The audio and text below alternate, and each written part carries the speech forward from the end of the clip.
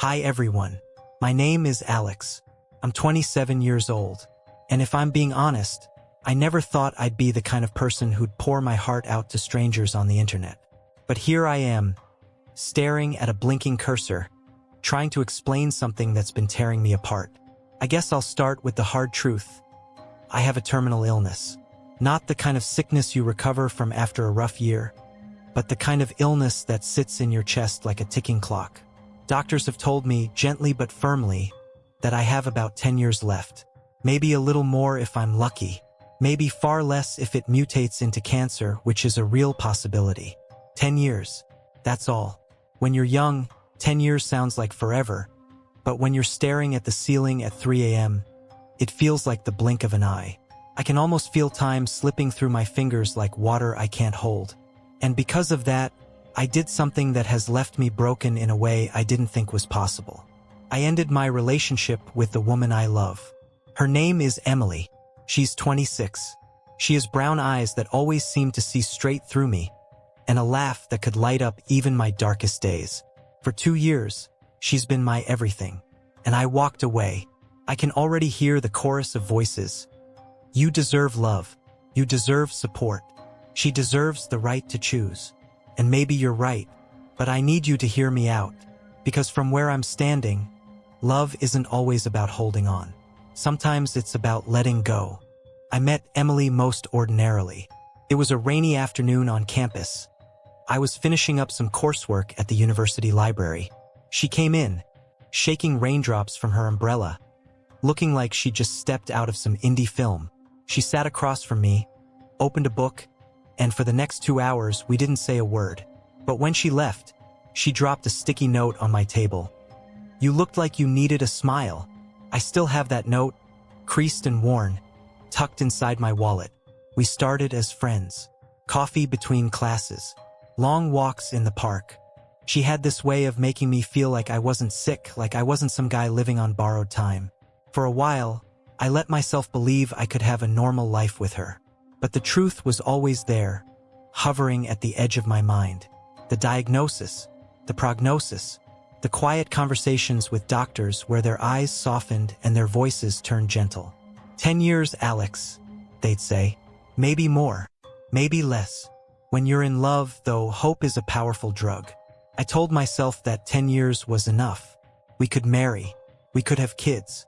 We could live a whole lifetime in a decade. But then I started thinking about the aftermath, the part no one likes to picture. I imagined Emily at 36, standing at my grave. A single mom. Our child asked why daddy wasn't coming home. The thought clawed at me until I couldn't sleep.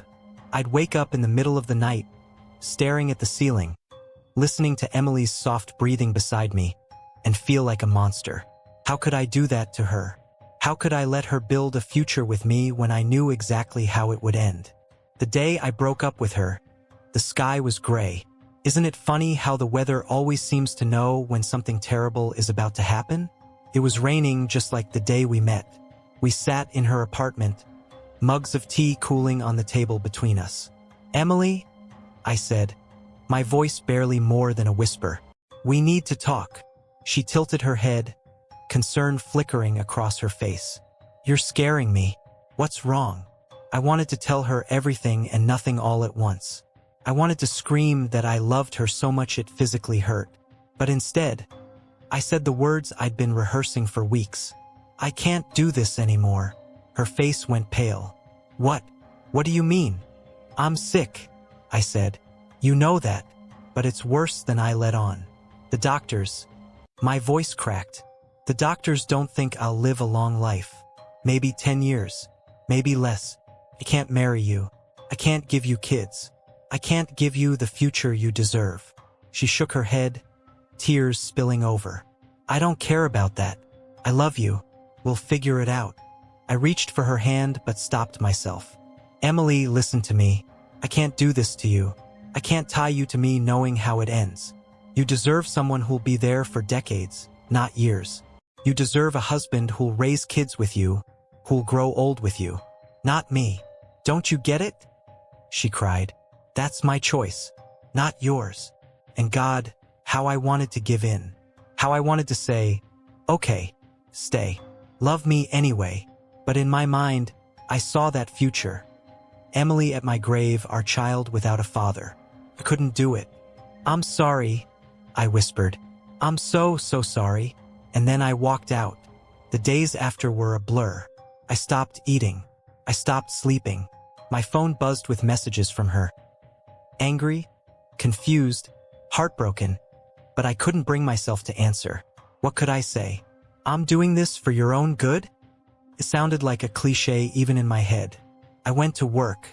I went to doctor's appointments. I went home to an empty apartment. And everywhere I went, I felt like a ghost. People told me I was brave, selfless. But at night, when the silence pressed in around me, it didn't feel like bravery. It felt like cowardice. I started writing letters, one to Emily, one to my family, even one to the child I'll never have.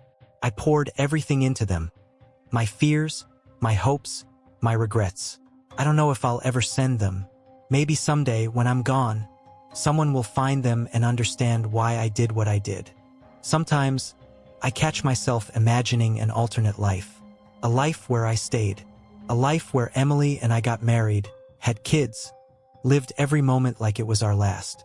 I can almost see it, her hand in mine at the hospital, our children laughing in the next room. It's a beautiful picture, but it's not real. The reality is that my illness isn't just mine. It would become hers, too. It would become our child's. Not in their bodies, but in their lives, in the grief, the loss, the trauma. And I can't be the cause of that. So I made my choice. People often say that love is about sacrifice. I used to think that meant giving things up, time, money, comfort. But now I think it means something deeper. Sometimes love is sacrificing your own happiness so someone else can have a better life. Do I regret it? Every day. But would I do it again? Yes. Because when I close my eyes at night, I picture Emily 5 years from now, 10 years from now, smiling, happy, maybe with someone who can give her everything I can't. That's what keeps me going. I don't think I'll ever get into another relationship again. I've accepted that. My life will be shorter and probably lonelier. But at least Emily will have a chance at something better. That's the only way I know how to make peace with the time I have left. The last time I saw her, really saw her, was 2 weeks after the breakup. I'd gone to the park where we used to walk our dog together, hoping for some kind of closure. And there she was, sitting on our old bench, staring at the lake. I almost turned around, but she saw me first. "Alex," she said softly. "Hi," I said, my voice catching. We sat in silence for a long time. Finally, she said, "I still don't understand. I still don't forgive you. But I hope you're okay." I swallowed hard. "I'm not, but I will be."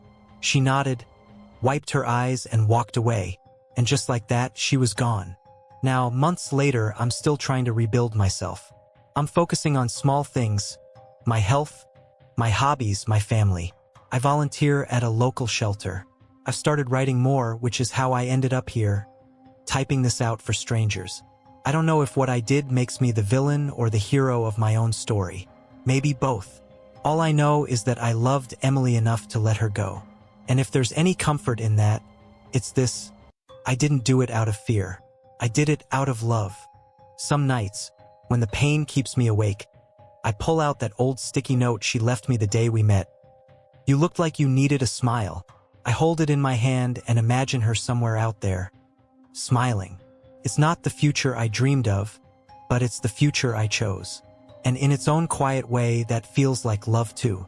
So here I am, telling you all this because I needed to put it somewhere. Because maybe someone out there is facing a similar choice, and they need to know they're not alone. I don't know what my future holds. Maybe I'll surprise the doctors. Maybe I'll get a few more years than they predicted. Or maybe not.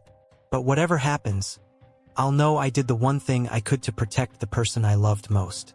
And maybe, just maybe, that's enough. If you're listening to this, thank you for taking the time. Thank you for hearing my story. It's not a happy story, not really, but it's an honest one. And sometimes honesty is all we have left. Please like and subscribe to the channel. Your support means a lot. See you in the next video.